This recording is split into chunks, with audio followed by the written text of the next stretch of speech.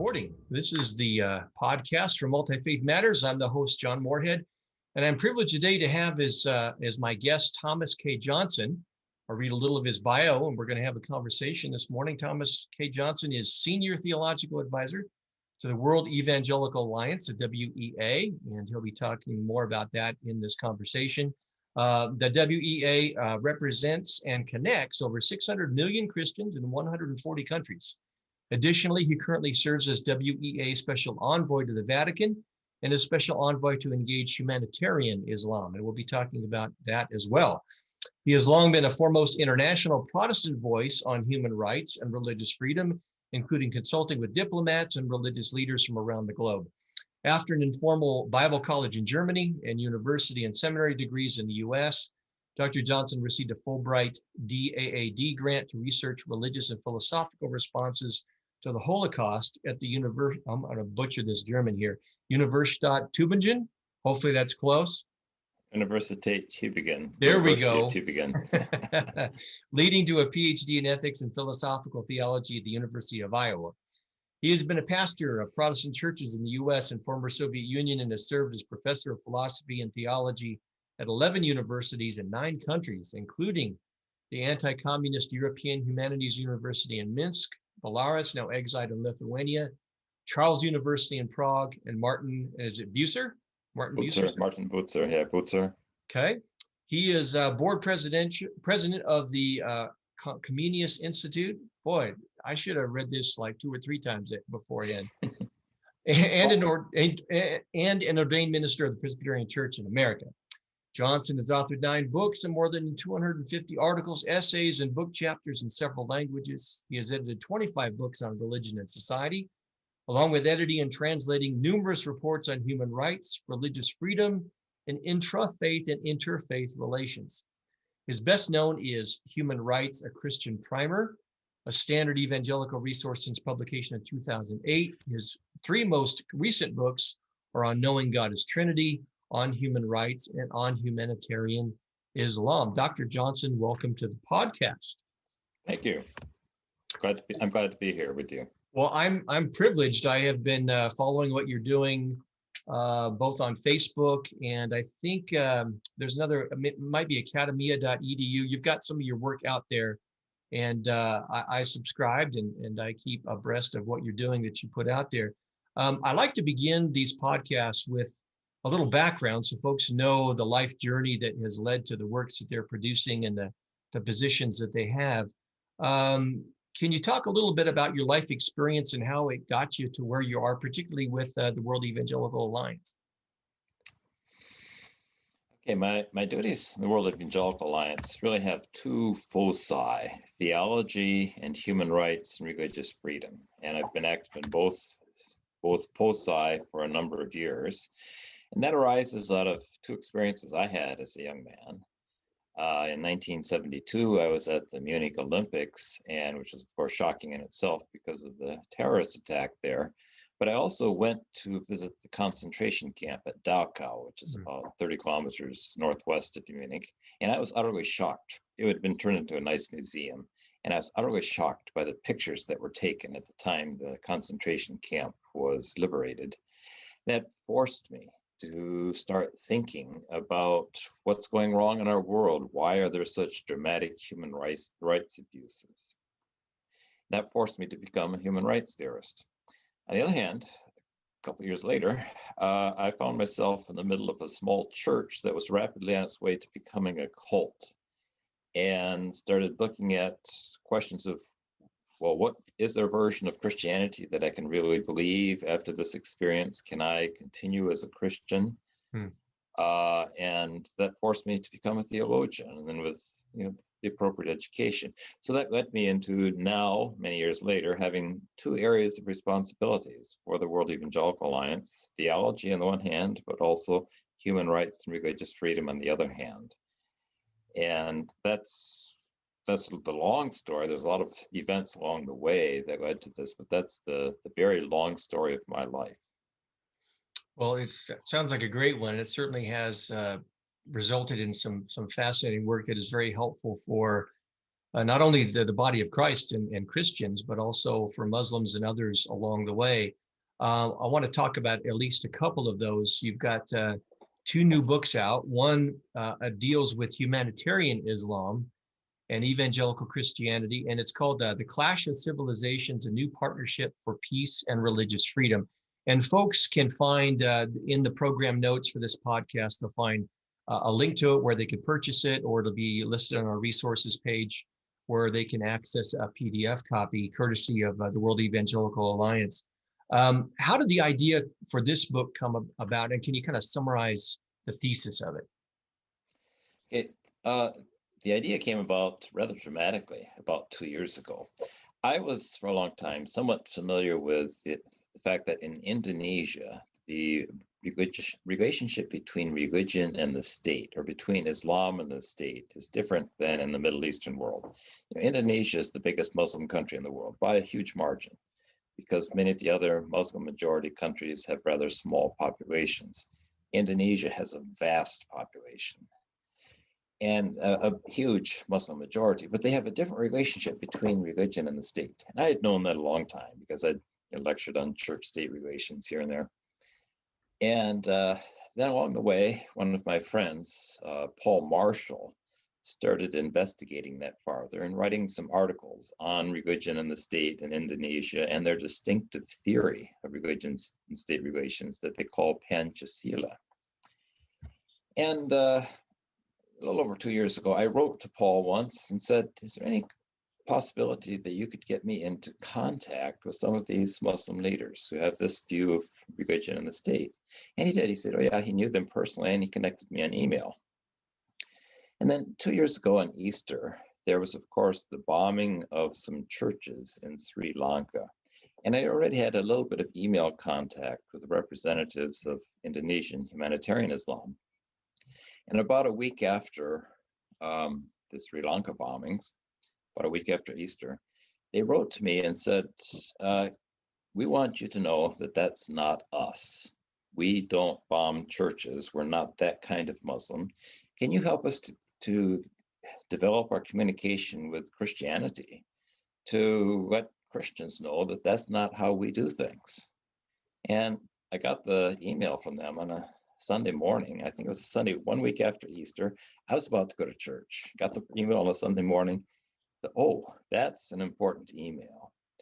And then on later Sunday, I wrote colleagues in the World Evangelical Alliance and said, oh, this is important. You should follow up on that. Got some other things, wait.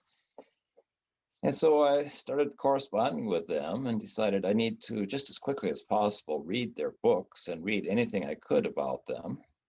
And then I learned that one of their senior members was going to be on vacation in North Carolina, not far from where I live right now. And so I said, can I buy you lunch? If you're on vacation, just a couple hours drive from where I am. So I got together for lunch, and that led to more meetings, including a meeting in Washington, D.C. a few weeks later with the head theologian of their movement, who was in Washington for meetings. And I said, well, we just have a lot to talk about. How would it work if I took a group of evangelical leaders to meet with you in Indonesia? And they said, great, that would be wonderful. I would lead a group of evangelical scholars and leaders to meet with a group from their movement in Jakarta. And it happened that the World Evangelical Alliance was holding its General Assembly just an hour or so away from Jakarta. And so we set it up so it would coincide, so it wouldn't mean an additional trip all the way to Indonesia. And we met then. I think it was in November of 2019. We spent a whole day talking. We had 8 evangelical scholars and leaders whom I'd asked to participate. And it was a similar number from the Humanitarian Islam movement. We talked the whole day, from late in the morning till well into the evening. And decided at the end of that, we should start working together on some things related to religious freedom and all the surrounding issues. And so we started working together, and I realized there was no good book available in English about their movement. So I thought, well, I should write the book. So I did. And that's the book that was just published a few weeks ago. Came out, I think, in the US. I think it was published in the first part of March. It was a little bit earlier in Europe. It was a week or two earlier that it was published in Europe, I think. So that's the background of that particular book and how I got involved in working with this group of Muslims. Now, the book discusses humanitarian Islam. Is that a term that you have coined? Does it come from within humanitarian Islam itself? What are its origins and how is it different from other expressions of Islam? Well, that's think of it as a brand name for the type of Islam being promoted by their major group. You know, Islam is very, very diverse. It's a horrible mistake to think of Islam as unified. Islam is unified in only a few things, such as celebrating Ramadan and calls to prayer and this kind of thing. It's really a vast, diverse group of religions that we and they also group together as Islam. But after ISIS became so violent in 2014, a group of Muslim thinkers in Indonesia realized they needed to more effectively communicate their version of the role of Islam in society, and that they needed a new brand name to do so. And so they developed the brand name Humanitarian Islam in English to communicate what their type of Islam has to say about the role of Islam in society. Now, it has older roots.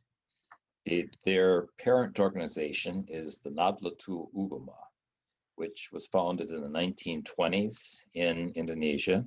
That was founded in response to the takeover of Saudi Arabia by the Wahhabi group of Muslims. So, in reaction to that, they formed their own new organization, the Nahdlatul Ulama, to promote an alternate vision of what Islam should be.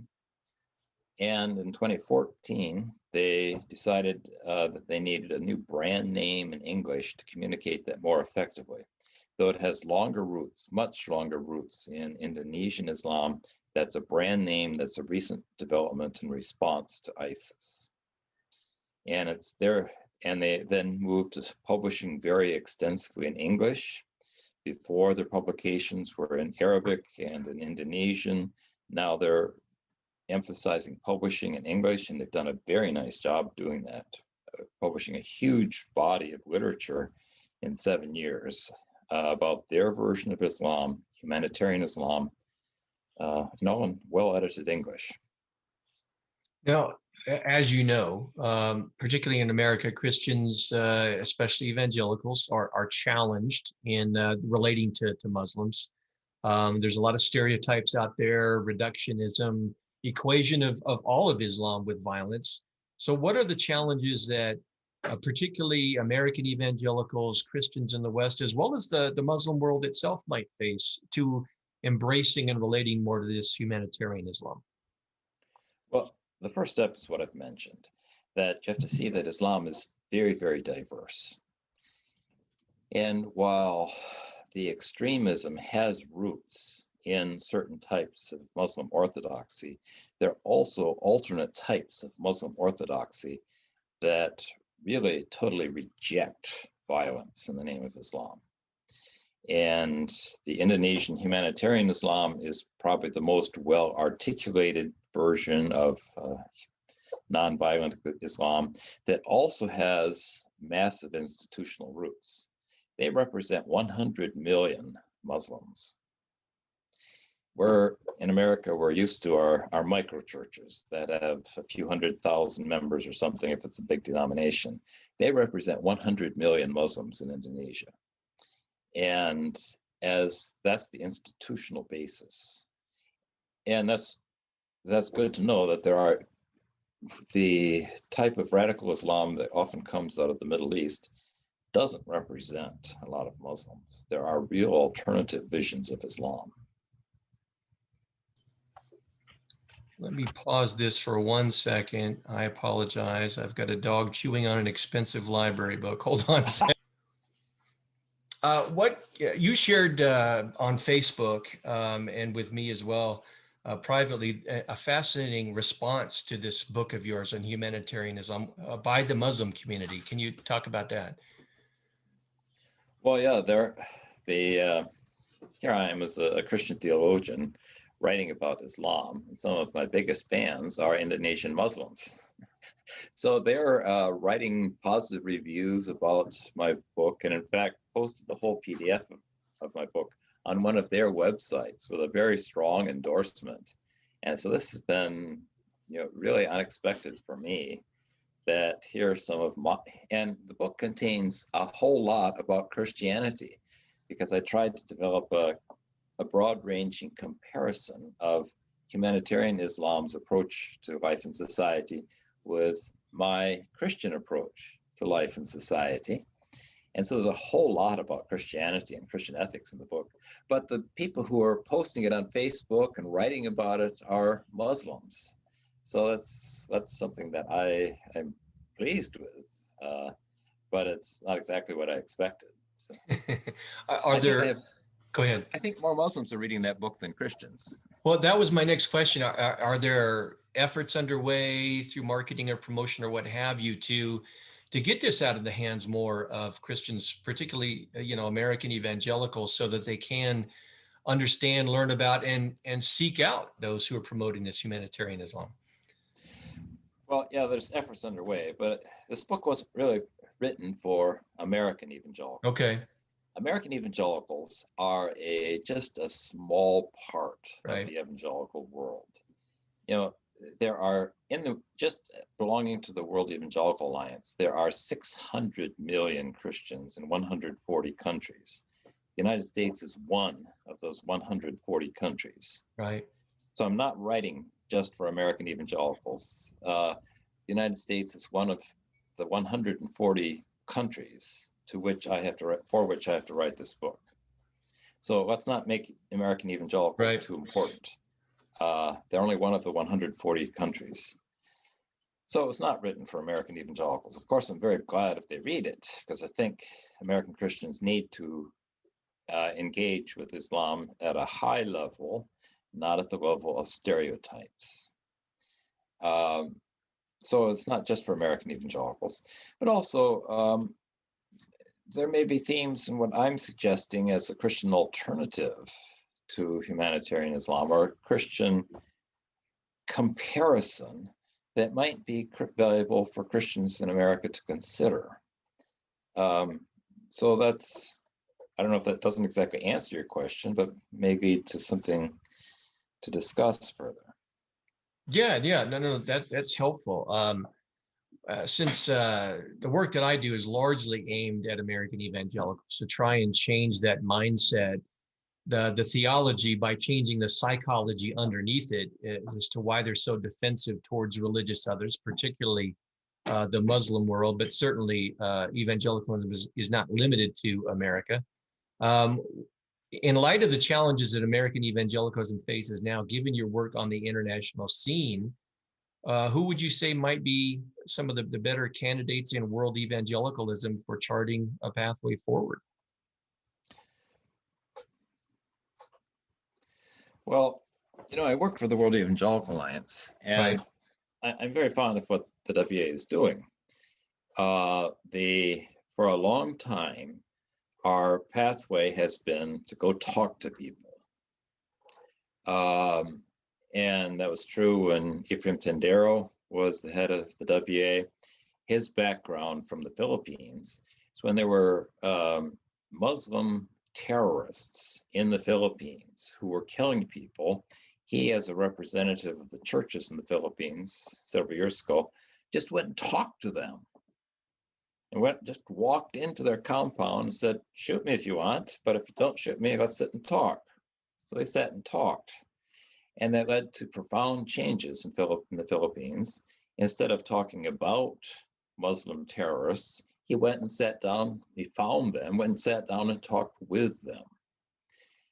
And for many years, the new Secretary General of the World Evangelical Alliance, Thomas Schirmacher, has been going around the world to sit down and talk with Muslim leaders in as many countries as possible. For a few years, he went to one or two top Muslim leaders every month So he was traveling constantly all over the world, but in all the major Muslim centers, he would identify who were the key Muslim leaders at the national level and ask if he could go talk with them, just go have coffee with them. And that's one of the things we have to do is go talk to people. Don't just talk about them. Then you end up with some fictional story about who they are and what they think. You have to go talk with them and then read what they have to say after you've talked with them. And that leads to an entirely different outcome. Yes. And for me, as I've been writing this book about humanitarian Islam, I've been corresponding with their leaders regularly. This morning, I had emails with their leadership about things we're working on. We're working on writing a book together. And I wrote a part of a chapter for that book this morning and sent it to them. So what do you think of how I phrased this? So I guess my suggestion is, instead of stereotyping what 1.6 billion Muslims must be like, to recognize the variety and go talk with them and read what they have to say. And you'll see that some of them are quite different. That's very helpful. Should not be concerned about Muslim extremism. Right. The people I know who are the people in the world who are the most concerned about Muslim-inspired violence are Muslim leaders. I have never seen people who are so appalled, disturbed by Muslim terrorism as Muslim leaders. And to hear them talk about how when they saw videos of ISIS murdering people, they had a meeting just to watch the videos together. One of their technicians had pulled together the videos, a group of videos, so that they could see them, together. And they were just screaming in agony as they saw what was happening. And then saying, these are Muslims who are trying to promote what they see as Orthodox Islam. And they were the ones who were just shrieking in horror at what they were seeing. So we have to see there's this, some Muslims are very morally sensitive people who are appalled at violence. I appreciate your call and reminder for a broader, more informed sense of both the Muslim world and evangelicalism. I think many times in America, we kind of get the idea that we're about all that's important, and what our understanding is the only understanding. So your call is extremely important. You've also recently released a second book, The Protester, the Dissident, and the Christian, Essays on Human Rights and Religion. You said before we started the program that they had different histories. What's the story? How did that volume come about? Okay. Well, perhaps you're old enough to remember the fall of the Berlin Wall. Of course. I remember my wife and I watched these vivid scenes on television of people standing on the Berlin Wall and then later knocking it down with sledgehammers and this kind of thing. And that was interesting for me, partly because I had seen the Berlin Wall from both sides. I had been in East Berlin when I was a student and actually physically saw the Berlin Wall from both sides, from East Berlin and from West Berlin. And then seeing people standing on the wall and then knocking it down shortly later. And then in 1994, went with my wife and then 3 small children to teach in a dissident university in the former Soviet Union. This was a university that was started by opponents to communism, many of whom had suffered because of their interaction with communism, their criticisms of communism during the communist era. So some of these were sort of hardcore anti-communists who were Russians and Belarusians. And they had started a pro-democracy university they called the European Humanities University, or in Russian, the Evropsky Гуманитарный Университет. That was in Minsk, Belarus. And I got the opportunity to go there as a visiting professor of philosophy for about 2.5 years. We lived there. And as soon as I got there, I realized that one of the key issues in their environment, philosophical issues in the situation, was how to talk about human rights. That was the background for everything they were doing, but there was the discussion of how we should talk about human rights needed some development, I thought. So I started lecturing on human rights theory in my university courses. I had a lot of freedom in terms of what topics I would choose. I was teaching introductory philosophy classes for freshmen and sophomores, part of their general humanities program. And so I was teaching there. Also got some opportunities to speak for conferences of professors in the region from Belarus, Ukraine, and Russia. These are professors, usually philosophy and history and sociology, who were talking about the transitions in their society. And so I gave some lectures on human rights theory there. And that's the background. What this forced me to go more deeply into thinking about human rights. What do we as Christians have to say about human rights? And there's a lot to learn. I had a lot of reading to do, a whole lot of homework to do, a lot of thinking. And that led to some books. And this recent book, The Protestant, the Dissident, and the Christian, is really my third major effort to write on this subject. Well, as the subtitle indicates, the book has got a number of different essays. What are you trying to steer the reader towards with the various essays? What's some of the takeaways that are important for them? Okay, well, one of the important takeaways is the source of human rights. One of the things that struck me early when I was studying different theories of human rights is that one of the key issues can be phrased as, where do human rights come from? What is the source of human rights? And the communist theories generally were saying that rights come from the state or from the party or from society. The Western secular theories typically said in some complicated way that rights come from the self. The self generates rights. That through our interests and desires, we create rights for ourselves.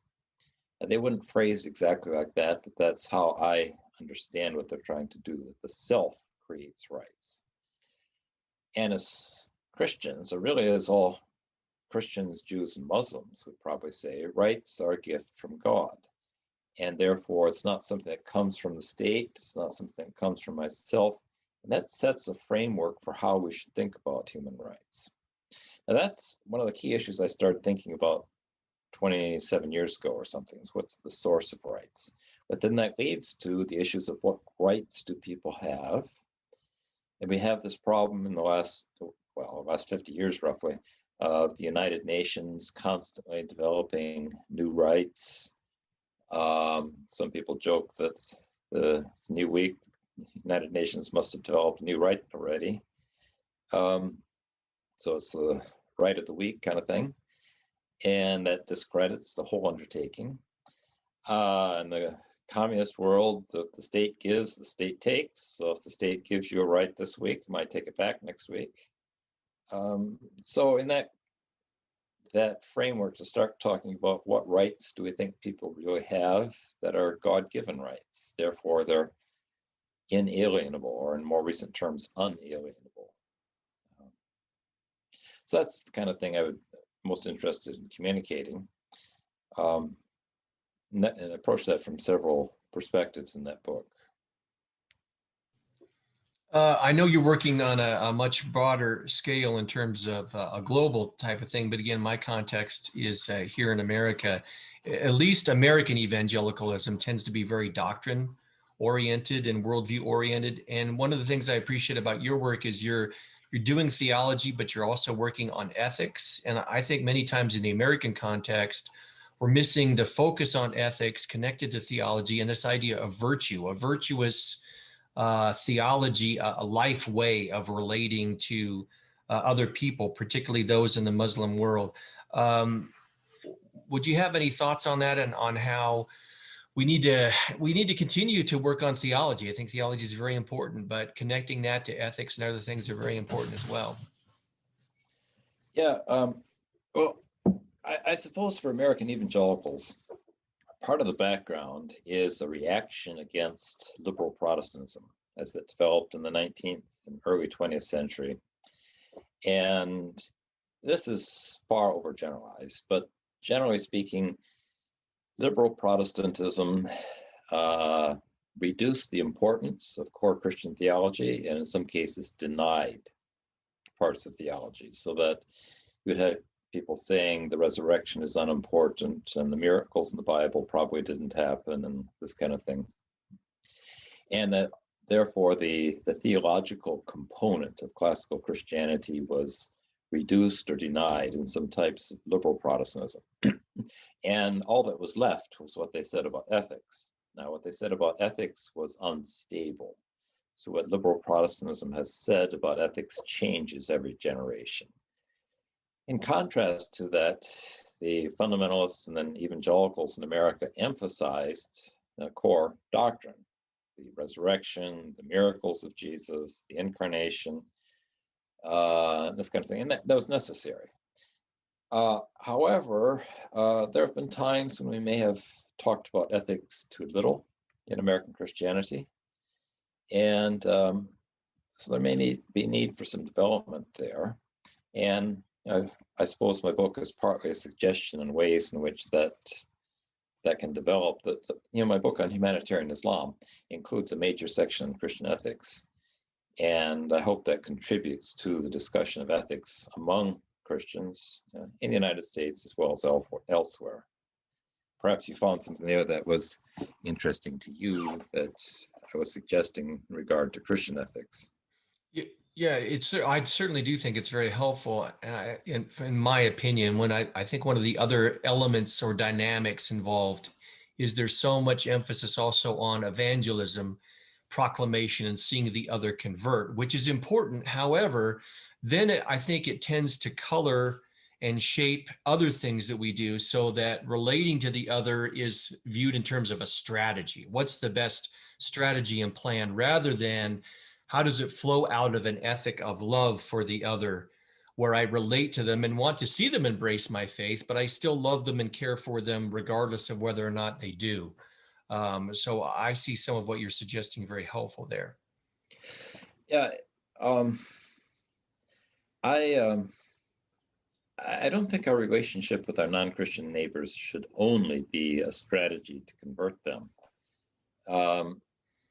That's one element in what we're doing all the time. I try to, in everything I do, I try to say something about the gospel. If I'm speaking for a group of diplomats, which happens regularly, or a group of people who are representing various religions, which also happens frequently, I try to include something about the gospel of Christ, because what I do as a Christian minister is the proclamation of Christ. But that's not all that I do. And that's the problem. If we think of this as all that we do is trying to convert people to Christ, then we've got something out of balance. I'd like to draw on the classical Reformation discussion of the relationship between law and gospel, the law of gospel and the law of God and the gospel of Christ. And what we have to do as Christians is talk about both. We have to believe in both the law of God and the gospel of Christ. We also have to talk about both. And God's moral law has multiple functions in our lives and in the lives of people who are not yet Christians. Everyone lives in God's world. And God's moral law is built into the fabric of creation, so that everywhere people are, they are engaging with God at some level because of an unrecognized demand that's all through life that comes from God. So people are always wrestling with God in some way or another. And that's broadly centered around God's moral law, which is built into creation, built into conscience, built into human reason and relationships. And so I see talking about the gospel as taking up a conversation maybe an argument that people already have with God. But I don't only talk about the gospel of Christ, I talk about a lot of other things too. One of those is the moral law, the universal moral law that we Christians used to call the natural moral law. And so there's a lot more to talk about than just a strategy to evangelize people, because God is doing more than evangelizing. I couldn't agree more. Thank you for sharing those thoughts and giving me that feedback. You do work in religious freedom. We've had several podcasts here dealing with the issue of religious freedom, and where we articulate the need for religious freedom for all and not just for Christians. Unfortunately, again, in the American context, in my opinion, I think we tend to emphasize Christian freedoms often at the expense of others so that it becomes a form of Christian privilege. Can you talk about why it's important for Christians not just to support their own religious freedom, but why should we be concerned even for those where we tend to have negative perceptions, whether it's Muslims or atheists or what have you? Why do we all lose if none of us, if we don't support religious freedom for everybody? Well, first, let me just note a bit of history. When the World Evangelical Alliance was formed in the 1840s, one of the first things where there was engagement, political public activism, was in the realm of religious freedom, and it was on behalf of people who were not Protestants or evangelicals. So this goes to the heart. The World Evangelical Alliance grew out of the Second Awakening in the first half of the 19th century. It's in the 1830s and 40s we have a lot of the Christian anti-slavery movement coupled with aggressive world missions activities. The World Evangelical Alliance grew out of that combination of real concern for evangelism, real concern for anti-slavery efforts, and real concern for religious freedom for people who are not evangelicals. So those were some of the core ideas in the surroundings when the World Evangelical Alliance was formed in the 1840s. So this is not new. And one of the questions is why do we believe in religious freedom? What's the basis? Is it just because I like my freedoms, or do we believe in God-given human dignity? And if we believe in God-given human dignity, then we can't really do things that impinge directly on the dignity of other people. And when people are worshiping, that's one of the most distinctively human things they do. Human beings are the only religious entities in the universe, as far as I know. And people they're most distinctly human when they're participating in their religious beliefs and activities. And to not allow people to do that is really an assault on human dignity. I believe it's a denial of that people are created in the image of God.